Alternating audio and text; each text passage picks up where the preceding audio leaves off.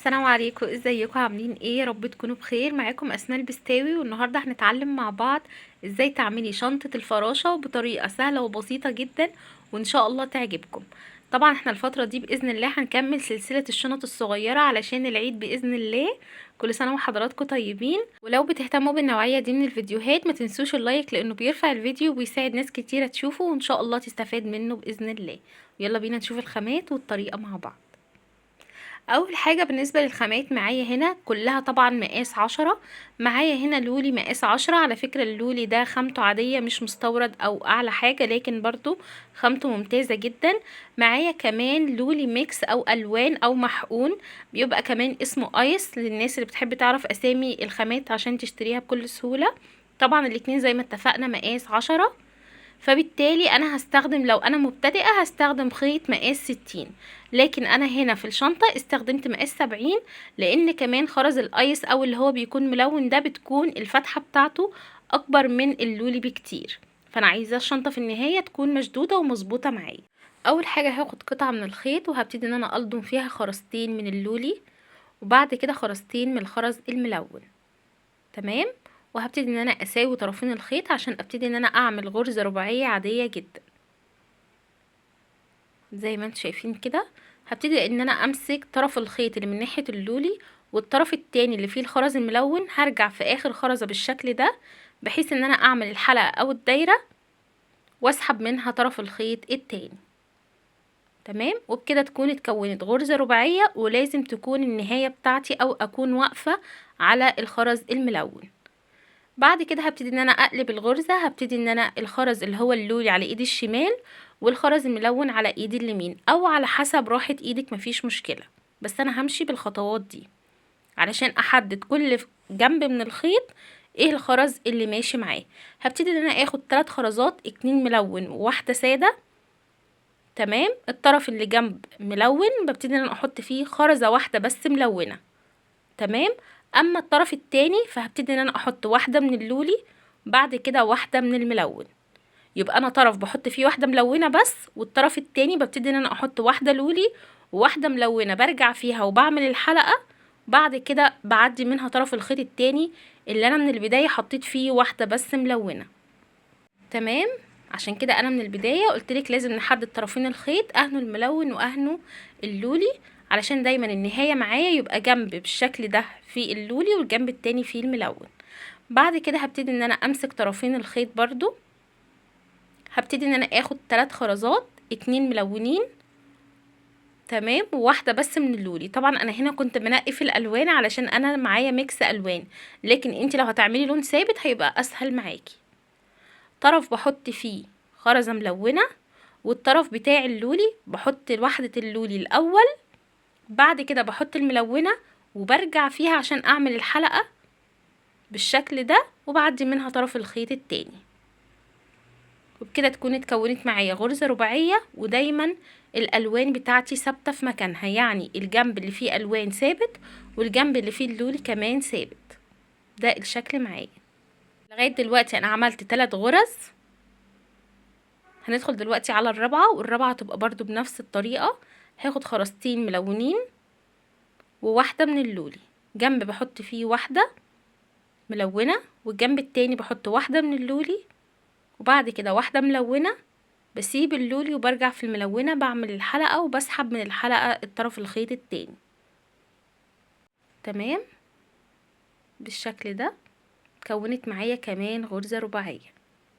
لغاية دلوقتي انا عملت 4 غرز رباعية فوق بعض بنفس الطريقة وبنفس الخطوات. هي اول واحدة بس اللي كانت عبارة عن 2 و2. بعد كده معايا طرفين الخيط، وهاجي على الطرف التاني اللي ناحية اللولي علشان انا عايزة اعمل اخر غرزة، وكمان اتجاه الخيط بتاعي يتغير يجي على الجنب. فانا هاجي على الجنب اللي فيه خرز اللولي، وهبتدي ان انا اخد برضو 3 خرزات، لكن 2 لولي وواحدة ملونة.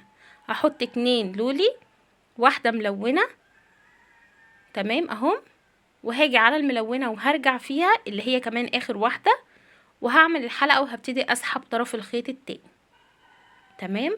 بعد كده بشد الخيط بتاعي عشان يبقى متماسك جدا، وكمان الربطة او العقدة تثبت معايا في الخرزة الملونة. وبكده اكون عملت 5 غرز رباعية، اول واحدة شبه اخر واحدة، والتلاتة اللي في النص كمان شبه بعض. بعد كده معايا بقى لازم تركزوا في النقطة دي، معايا طرفين الخيط. انا هنا هبتدي ان انا اعمل غرزة طايرة. يعني ايه غرزة طايرة؟ يعني غرزة طالعة لوحديها كده ملهاش علاقة خالص بالغرزة دي. والغرزة الطايرة دايما بتكون عبارة عن 4 خرزات مش 3. انا المفروض دلوقتي ابتدي ان انا اعمل 3 خرزات لو هشتغل شغل مربع او مستطيل، لكن هنا هعمل غرزة طايرة. هبتدي ان انا الضم خرزتين ملونين وبعد كده خرزتين من اللولي. انا اول خرزة لضمتها هنا اللي هي لونها اورنج دي، عايزاكم تركزوا معاها. يبقى انا لضمت هنا في المجمل 4 خرزات. بصوا بقى، انا هنا معايا فردة الخيط اهي، الطرف بتاعها اهو. هاجي على اول خرزة لضمتها، مش اول خرزة جنب فتلة الخيط اللي انا لسه طالعه منها، لا، اول خرزة لضمتها وهبتدي ان انا اعدي طرف الخيط فيها بالعكس. تاني نعيد النقطة دي. معايا 4 خرزات همت، هسيب التلاتة الاخرى وهاجي على اول واحدة خالص انا لضمتها اصلا في الخيط، وهبتدي ان انا الف الخيط بالشكل ده وارجع فيها. بمجرد ما برجع في الخيطة بالشكل ده واسحب، بمسك الخرزة اهي بتتكون معايا غرزة رباعية.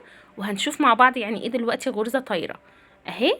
ابتدي ان انا الفها كده، اتكونت معايا غرزة رباعية طالعة عن الصف اللي انا بشتغل فيه، وهي دي معناها الغرزة الطايرة.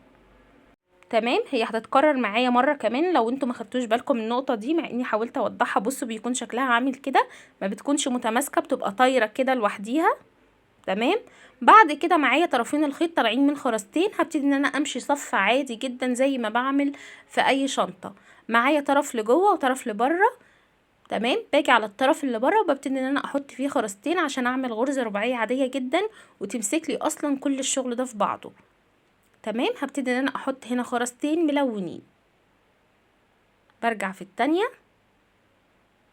وبمسك طرف الخيط التاني، ببتدي ان انا اسحبه واتاكد ان الربطه او العقده بتاعتي ثابته معايا علشان الشغل يبقى مشدود ومظبوط بالشكل ده. تمام. بعد كده هبتدي ان انا اعدي على الخرزه قصدي اللي عليها الدور من الجنب اهو، والطرف اللي بره ببتدي ان انا احط فيه الخرز الجديد. طبعا انا هنا شغاله بالخرز الملون. خرز اللولي كل المهمه بتاعته ان هو بيحدد لي شكل الفراشه من بره، لكن الجسم بتاعها من جوه هيبقى خرز كله ملون. تمام اهو، حطيت خرزتين ملون وبعد كده برجع في التانية بعمل العقده او الربطه. بعد ما بعمل 3 بالشكل ده الملون، هبتدي ان انا اضيف اللولي الابيض بتاعي اهو بعد طرف الخيط. بعد كده هبتدي ان انا اخد واحده من اللولي وواحده ملونه. تمام، بحيث ان اللولي هنا هيعمل لي زي فاصل في النص. هبتدي ان انا احط واحده من اللولي، واحده ملونه، وكالعاده هرجع برضو في الملونه عادي جدا، هعمل حلقه وهبتدي ان انا اسحب طرف الخيط التاني. تتكون معايا العقده، بثبتها طبعا في الغرزه بتاعتي عادي جدا، بيكون شكلها كده. بصوا الغرزة الرابعة على طول فيها ايه اللولي. بعد كده هاجي اعدي طرف الخيط بتاعي برضو بنفس الطريقة. معايا طرفين الخيط، طرف بره وطرف جوه. الطرف اللي جوه بعديه في الخرزة اللي عليها الدور. تمام، والطرف اللي بره بحط فيه الخرز الجديد بتاعي اللي هو خرز ملون. هرجع تاني اضيف خرز ملون بس. تمام اهو، الطرف ده هبتدي ان انا اضيف فيه خرزتين ملون، بسيب واحدة وبرجع في التانية، بعمل الحلقة وابتدي ان انا اشتغل بالطريقة دي. تمام، يبقى انا كده فاضل لي غرزة رباعية واحدة بس علشان السطر ده يخلص معايا. انا يعتبر شغالة سطرين فوق بعض عاديين جدا، لكن في بداية السطر اللي انا شغالة فيه ده عملت بس الغرزة الطايرة. تمام، هبتدي ان انا اعدي طرف الخيط وهاجي على نفس الطرف اللي انا شغالة بيه. تمام، مش الطرف اللي بره زي ما احنا متعودين، لا، نفس الطرف اللي انا شغالة بيه، لان انا لسه عايزة الخيط يبقى طالع لبره. تمام، وهبتدي برضو ان انا اضيف خرزتين ملونين. تمام، بسيب واحدة وبرجع في التانية وابتدي اسحب طرف الخيط التاني. تمام، يبقى انا كده الصف ده بتاعي خلص اهو. محتاجة اعمل غرزة طايرة، بس الغرزة الطايرة اللي معايا هنا سهلة جدا، مش زي اللي احنا لسه عاملينها اللي هي كانت البداية. هتتعمل ازاي؟ هاجي على طرف الخيط اللي بره وهبتدي ان انا اضيف فيه 3 خرزات مرة واحدة. تمام اهو. باجي على الطرف اللي بره وهبتدي ان انا اضيف فيه 3 خرزات، والثلاث خرزات دولت هيبقوا لولي بس. تمام. انا هنا دايما بوضح لكم الخيط اللي انا شغالة فيه اهو. 3 خرزات في الطرف خيط اللي بره، وهبتدي ان انا اضيفهم، وبرده بسيب 2 وبرجع في التانية في التالتة قصدي. يبقى انا خدت 3 خرزات، سبت 2، هرجع في التالتة اعمل الحلقة واسحب طرف الخيط التاني. مجرد ما بعمل الخطوة دي بتتكون عندي غرزة رباعية اهي من اللولي، وكمان اتجاه الخيط طالع للجنب يعني جاهز يعمل صف جديد. وهبتدي اجي على طرف الخيط اللي بره اللي هو ده. تمام. وهبتدي ان انا اضيف فيه 2 من اللولي وواحدة ملونة. تمام. يبقى انا بشتغل على طرف الخيط اللي بره 2 من اللولي. دايما اللولي بيبقى بره. تمام. وواحدة ملونة، 3 خرزات. طبعا برجع في الملونة دي بحيث ان انا اعمل الحلقة، وابتدي ان انا اسحب طرف الخيط التاني بكل سهولة. كونت معايا غرزة رباعية وبداية الصف. تمام اهو. معايا طرفين الخيط طبعا، طرف لبره وطرف لجوه. هبتدي ان انا اجي على الطرف اللي جوه واعديه في الخرزة اللي عليها الدور. انا بقلب بس الشغل كده عشان يبقى اسهل معايا. طرف الخيط اللي جوه هعديه في الخرزة الملونة. تمام. وطرف الخيط اللي بره هحط فيه الخرز اللي عليه الدور. جيب الخرز بتاعك وحاجتك وامشي على الخطوات اللي احنا بنعملها سوا مع بعض، هتلاقي الموضوع سهل جدا وهتتعامل معاكي بكل سهولة. معايا في الخيط هنا خرزتين، هاجي على الطرف اللي بره وهبتدي ان انا اضيف كمان خرزتين، واحدة لولي وواحدة ملونة. بعد كده هرجع في الملونة واسحب طرف الخيط التاني، تتكون معايا غرزة رباعية بالشكل ده. انا عايزة بقى الغرز اللي جاية كلها هتبقى عبارة عن خط كده، عشان هيبقى كلها فيها لولي، فهيبقى ده المجسم او شكل الفراشة او الجناح بتاع الفراشة بالشكل ده. بعدي في خرزة واجي على الطرف اللي بره هبتدي انا احط برضو خرزتين، لكن المرة دي هيبقوا الاتنين لولي. تمام. ده بيبقى برضو زي ما اتفقنا التحديدة بتاعة شكل الجناح بتاع الفراشة، بيبقى داخل لجوه كده علشان يحدد لي الجناح بتاع الفراشة. بيبقى فيه حتة يعني جزء رفيع كده ومدبب لبره، وجزء بيبقى يعني مدور شوية. تمام. بعد كده هبتدي ان انا اعدي طرف الخيط في اللولي كده اللي عليه الدور، والطرف اللي بره هبتدي ان انا احط برضو فيه خرزتين،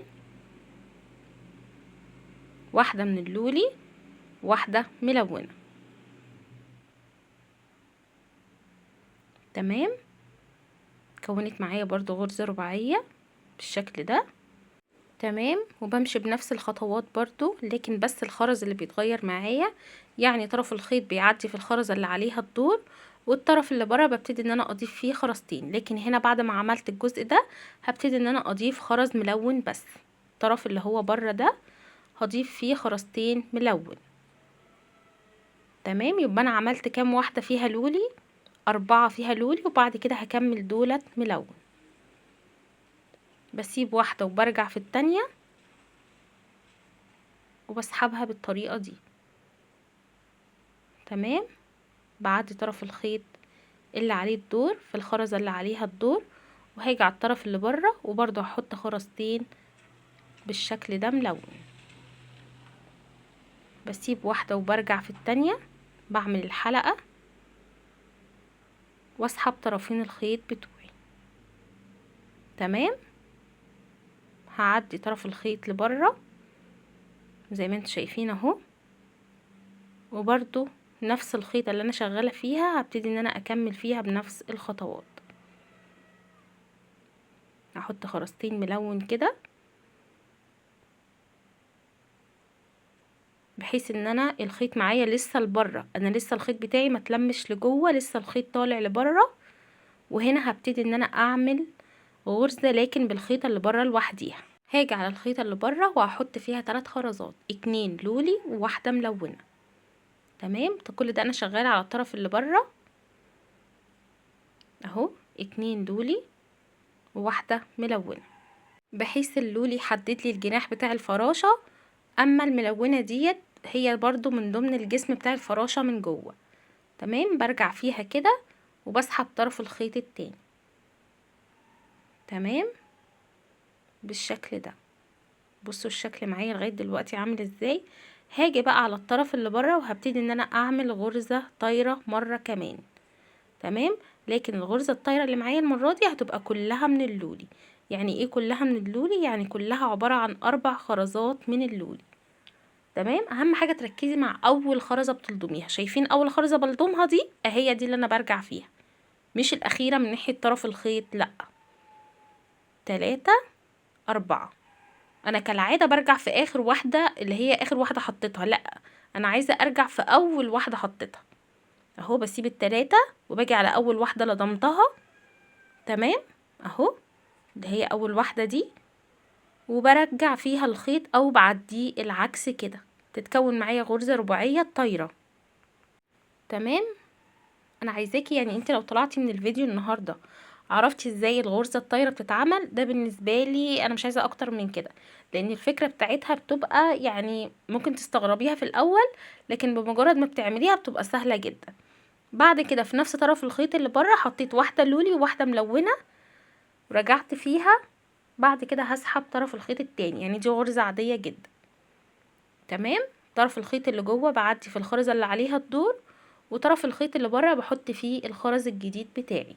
والخرز الجديد بتاعي لازم يكون فيه لولي، لان انا هنا خلاص بقفل الجناح او الفراشة. انا هنا عملت عكس عكاس علشان الخيط معايا خلاص خلص او قرب يخلص، وانا عايزة ديت تبقى المسافة فيها كويسة علشان اقدر الضم فيها الخرز بتاعي. تمام. او ممكن تعملي برضو الخطوة دي لو لقيتي فردة خيط واحدة طويلة وواحدة قصيرة، بما انك هتعملي اللي بعديها بعقدة وتشديها كويس جدا هتبقى مشدودة ومظبوطة معاكي. تمام. لكن يفضل ان الشنطة كلها تبقى معمولة بالعقدة او بالربطة. بصوا 3 خرزات اهوت معمولين باللولي، غير طبعا الاولانية الطايرة. هاجي برضو على بره وهبتدي ان انا احط واحدة من اللولي وواحدة ملونة، وهنشوف عددهم بالظبط كام دلوقتي. تمام. انا هنا حطيت خرزتين وهرجع في الخرزة اللي المفروض كنت عديت فيها علشان طرفين الخيط يتقابلوا، وابتدي ان انا انهي الخيط بتاعي بكل سهولة. بالمناسبة دي اسهل طريقة تنهي الخيط بتاعك بيها. تمام. بعد كده حطيت خيط جديد في الخرزة اللي انا كنت واقفة عليها او اللي المفروض اكمل شغل فيها. ببتدي ان انا اعدي الخيط في الخرزة اللي عليها الدور، وبره هبتدي ان انا احط خرزتين، وهنا هكمل الشغل كله باللولي بس. تمام اهو، خرزتين من اللولي والطرف اللي جوه بعديه، والطرف اللي بره ببتدي ان انا احط خرزتين من اللولي. تمام. بسيب واحده وبرجع في التانية، وببتدي ان انا اسحب من خلال الحلقه دي طرف الخيط التاني. تمام اهو، الطرف اللي بره بحط فيه خرزتين بالشكل ده. تمام. ودي اخر غرزه انا هشتغلها خلاص، مش هعمل الاخيره. ده بيكون شكلها، ده بيبقى زي تناقص كده. تمام. هبتدي برضو ان انا انهي الخيط بتاعي هنا واخلصه واقفله، يبقى انا عملت في النهاية بس غرزتين من اللولي كاملين مفهومش الوان خالص. هبتدي ان انا انهي الخيط بنفس الطريقة. تمام. واقص طبعا الزيادة، وبعد كده هنشوف هنكمل الجناح ازاي عشان يبقى خلاص كده جاهز لتقفيل الشنطة. شايفين بعد ما عملت الشكل ده انا معايا جزء فيه لولي وجزء فيه ملون. انا هاجي على الملون ده وشغلي هيبتدي من عنده عشان اعمل صف كمان من اللولي. هبتدي ان انا اخد جزء من الخيط وهاجي على الخرزة او الغرزة اللي احنا لسه عاملينها اللي هي الطايرة دي، على اول خرزة فيها، وهعدي طرف الخيط وهسويهم الاتنين ببعض. تمام. وهاجي على طرف الخيط من بره وهبتدي ان انا احط 3 خرزات مرة واحدة. تمام. هبتدي ان انا الضم 3 خرزات عشان عايزة اعمل غرزة رباعية كاملة من اللولي، وهبتدي ان انا اسحب طرف الخيط التاني. هلاقي اتكونت معايا غرزة رباعية من اللولي. تمام. بعد كده هاجي على الطرف اللي تحت بعديه في الخرزة اللي عليها الدور، والطرف اللي بره هبتدي ان انا احط فيه 2 خرزة بس. تمام. كالعادة طبعا بسيب واحدة وبرجع في التانية. كل ده انا شغالة بخيط مقاس 70 علشان كده الشغل معايا مظبوط. وابتدي ان انا اعدي كده طرف الخيط اللي بره برضو لولي بس. تمام اهو كده. عملت كام واحدة؟ عملت 4 3 قصدي. تمام. انا لسه هكمل، هعمل الرابعة برضو عبارة عن لولي بس. طرف الخيط اللي في الجنب بعديه في الخرزة اللي عليها الطور، والطرف اللي بره ببتدي ان انا احط 2 لولي بحيث الشكل بتاعها يبقى عامل كده. عملت 4 خرزات، فاضل لي واحدة بس، وطبعا الاخيرة هي اللي بنهي بيها الخيط. فهبتدي ان انا اجي على طرف الخيط اللي بره هحط فيه خرزتين وعديه هو ذات نفسه في الخرزة اللي انا المفروض كنت عديت فيها بالخيطة التانية. يعني بخلي الخيطة دي تحط فيها الخرز وهي اللي تلف مش التانية، فاهميني؟ بحيث يتقابلوا قصاد بعض كده، وابتدي ان انا اربط الخيط بتاعي وانهيه كويس علشان كمان التشطيب بتاعي يكون شغله يعني تحفة، ما يبقاش العقد كده باينة والشغل ده. فبالتالي انا لما اعمل الخطوة دي بدي مساحة ان الخرزة تكون ما فيهاش خيوط كتير، فاقدر اعدي فيها الربطة بتاعتي بكل سهولة. وده شكل الجناح بتاع الفراشة من النهاية خلاص كده. ده بيكون شكلها زي ما اتفقنا، في شكل بيبقى مدبب او جنب مدبب وجنب عامل زي نص دايرة كده. بصوا ده بيكون شكله. تمام. هنا بقى لو انا عايزة اعمل الشنطة كلها الوان، هعمل الجزء اللي احنا عملناه مع بعض ده 4 قطع زي بعض بالظبط. طبعا انا معايا هنا اللولي لسه والحاجات دي هنستخدمها مع بعض. تمام. بس انا هنا هعمل الشنطة الوش بتاعها الوان والظهر بتاعها سادة. فانا عملت قطعتين ملونين بنفس الخطوات وبنفس الطريقة لان انا هعمل كده.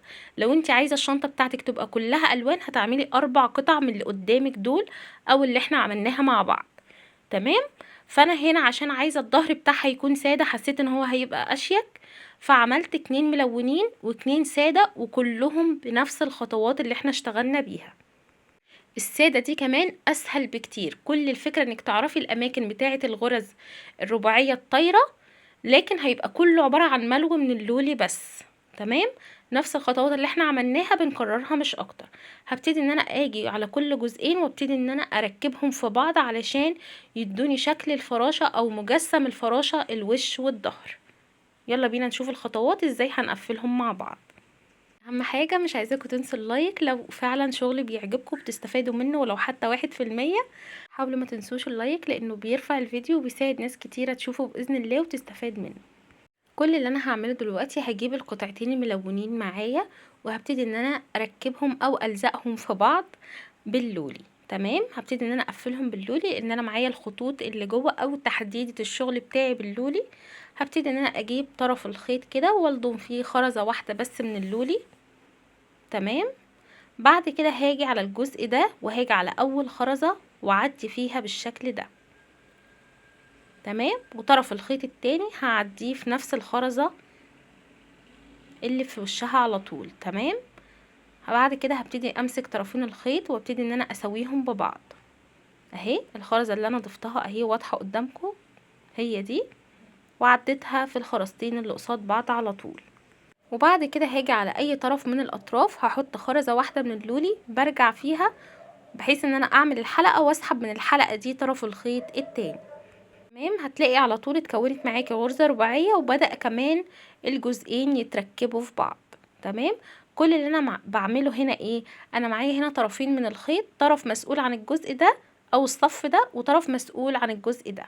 فبالتالي الطرف اللي في الجنب ده هعديه في الخرزة اللي عليها الدور في الجنب بتاعه، والطرف التاني هعديه في الخرزة برضو اللي عليها الدور في الجنب بتاعه. بعد كده هبتدي ان انا احط خرزة مشتركة في اي طرف من الاطراف وبعدي فيها من الطرف التاني.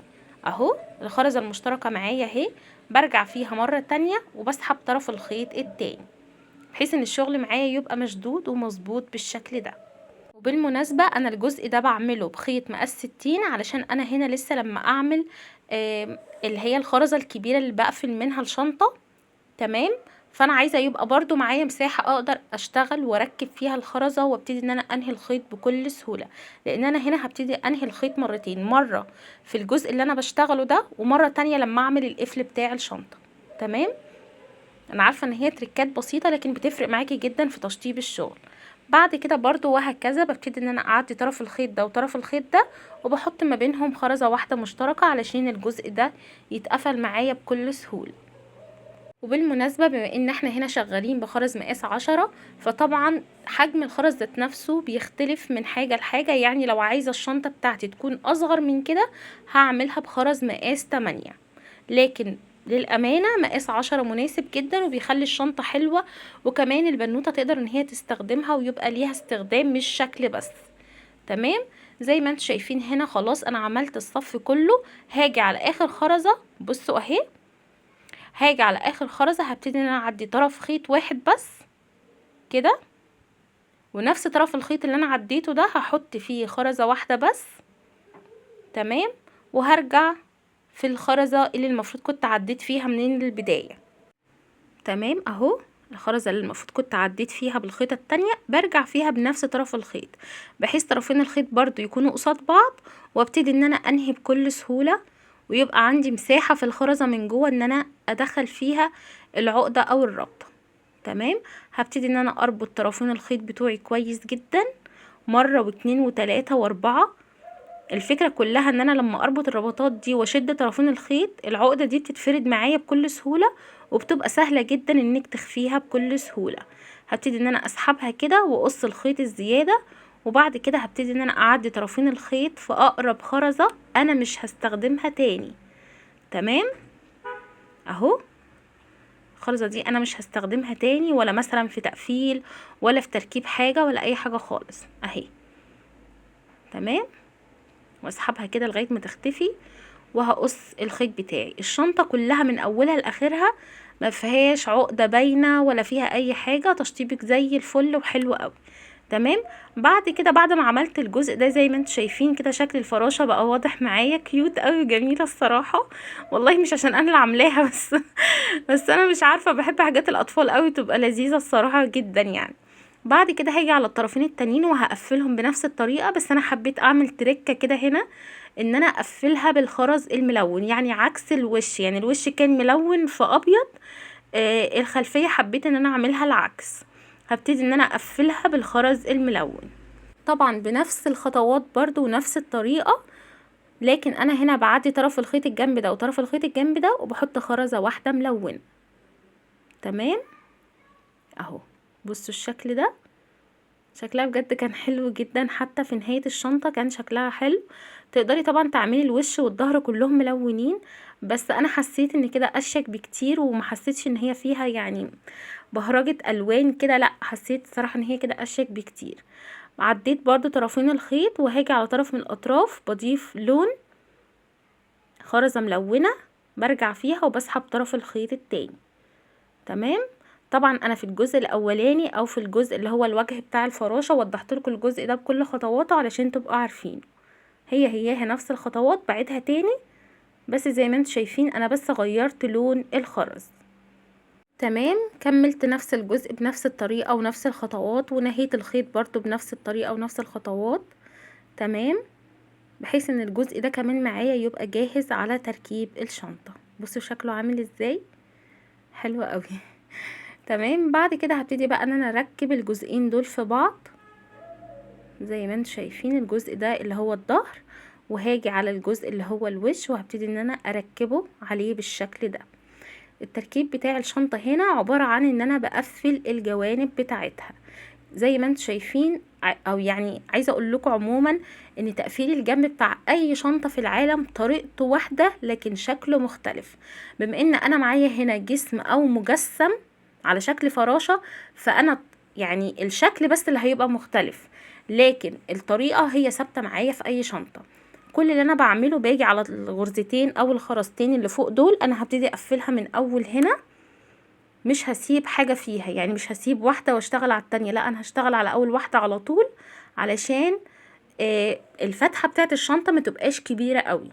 هاجي على اول خرزة وابتدي ان انا اعدي طرف الخيط اللي هو بره، هبتدي ان انا احط فيه خرزة واحدة بس، وبعد كده نفس طرف الخيط هعديه في الخرزة اللي قصادها على طول، اللي هي شبه اللي انا لسه معدية منها دلوقتي. تمام، هيبقى الشكل معايا كده اهو، 3 خرزات غرزة رباعية، يبقى فاضل لي خرزة واحدة بس اهي اللي انا ضفتها وعديت طرفين الخيط هنا. هاجي على اي طرف من الاطراف وهبتدي ان انا احط خرزة واحدة بس. تمام، وطبعا هرجع فيها علشان اعمل الحلقة اللي هسحب منها طرف الخيط التاني، اللي هي يعني هي اللي بتمسكلك الشغل اصلا وبتقفله بيبقى كويس جدا. وبرضو انا هنا بقفل بخيط مقاس 70. تمام تمام كده. هاجي على طرف الخيط بعديه في الخرزة اللي عليها الدور، وطرف الخيط التاني وهكذا برضو بعديه في الخرزة اللي عليها الدور. هيبقى معايا طرفين الخيط طالعين من 3 خرزات، فبالتالي هضيف خرزة واحدة بس، وابتدي ان انا اسحب طرف الخيط التاني نفس الطريقة اللي انا قفلت بيها جسم الشنطة او ركبت الجزئين في بعض، هياها تركيب اي جزئين في بعض بيبقى بنفس الطريقة. زي ما اتفقنا ده بيبقى مجسم فراشة، فانا بمشي على حسب شكل الخرزة الخارجية بتاعته، يعني ماشية خط مستقيم فانا بمشي معاها وهكذا، دخلت لجوه شوية طلعت وهكذا، بمشي معاها على حسب الاتجاهات بتاعة الخرزة الخارجية اللي بره دي، علشان يديني الشكل اللي انا عايزاه ويبقى التقفيل بتاعي مظبوط وشكله حلو. تمام، هعدي في الطرف الخرزة التانية، كل طرف خيط عارف مكانه، وبعد كده بضيف الخرزة المشتركة، وبرضو لازم اعمل فيها الحلقة علشان الشغل بتاعي يبقى جامد كده وناشف مش سايب، ويبقى شكله مش الطف حاجة. شغل الاطفال بالذات لازم الشغل فيه يبقى متماسك وحلو، لان انتوا عارفين استعمال الاطفال بيبقى يعني ربنا يبارك فيهم يا رب.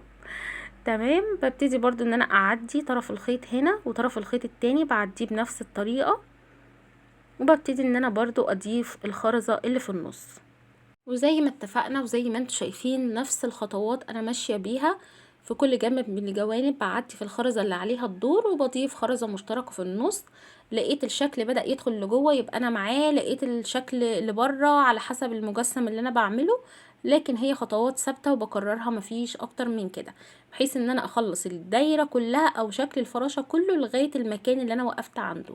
يعني انا وقفت عند اخر غرزتين اللي انا بدأت عندهم وقفلتها كلها داير ما يدور زي ما انتوا شايفين كده. بعد كده انا هنا بس النقطه الوحيده اللي نسيت اصورها اللي هو القفل بتاعها، بصوا الشكل بتاعها، لكن هسيب لكم برده فيديو في اول تعليق مثبت ازاي تعملي الجزء ده اللي هو الحلقه بالخرزه الكبيره اللي بتبقى في النص، هسيب لكم فيديو في الخطوات بتاعتها. هبتدي بقى هنا ان انا اعمل الايد بتاعه الشنطه. تمام، هبتدي ان انا بدل ما ابداها من هنا هبداها من بره، علشان برضو يدي مساحه للشنطه في الاستخدام، ما تبقاش كنزه كده من جوه، فهماني؟ فهبتدي ان انا اجي على طرف الخيط، معايا طبعا خيط هنا حوالي مثلا 1.5 متر، وهاجي على الخرزه اللي بره وبعديه بحيث يبقى مجوز معايا كده. بعد كده بمسك المجوز الاتنين مع بعض، بضمهم الاتنين مع بعض وابتدي ان انا الضم الخرز بتاعي. حبيت برضو ان انا اضيف الملون، هحط واحده وواحده لكن مش كتير، حوالي 3 خرزات او 4 خرزات ملون مش اكتر من كده. طبعا الخرز الملون ده مستورد خامته عاليه جدا. تمام اهو. بعد كده هبتدي ان انا اكمل الايد بتاعه الشنطه، ان انا بلضم بس في المجوز بتاع الخيط اللولي مقاس 10. تمام، هبتدي ان انا الضم لغايه ما الاقي الخيط معايا خلاص قرب يخلص، لكن طبعا بسيب جزء للنهايه علشان ابتدي انهي الخيط زي ما بدأته. بدايته بتبقى يدوبك عديتي الخرزه بس، لكن نهايته ببتدي ان انا اساوي الخيط، بمسك فردتين الخيط بفتحهم كده اهو، بصوا هنا بدايته اهو، دي نهايته. باجي على نفس الخرزه اللي انا بدأت فيها لكن الجنب التاني اهي، ببتدي ان انا اعدي فيها عكس عكاس اهو. تمام، بعد كده بيبقى تحتيها على طول غرزة رباعية كاملة، هبتدي ان انا اعدي فيها طرفين الخيط عشان يتقابلوا، وابتدي ان انا اربطهم اهو. الطرف التاني بعديه برضو، بعد كده بعديه في الخرزة الاخيرة. لو الخيط معاكي اطول من كده عديه مرة كمان في الغرزة الرباعية اللي تحتيه بحيث يبقى متماسك اكتر. تمام. بعد كده ببتدي ان انا اربط الخيط وانهيه في الجزء ده. طبعا زي ما اتفقنا اللي هي القفل بتاع الشنطة اللي عامل زي الوردة وجواه اللولية الكبيرة، انا هسيبه لكم في اول تعليق مثبت علشان تقدروا تعملوه بكل سهولة. كده تكون الشنطة خلصت. يا رب تكون عجبتكم، واكتبوا لي في التعليقات كالعادة رأيكم. ولو اول مرة تشوفوا قناتي ما تنسوش اللايك والشير والاشتراك في القناة وتفعيل الجرس علشان يوصل لكم كل جديد. شكرا والسلام عليكم.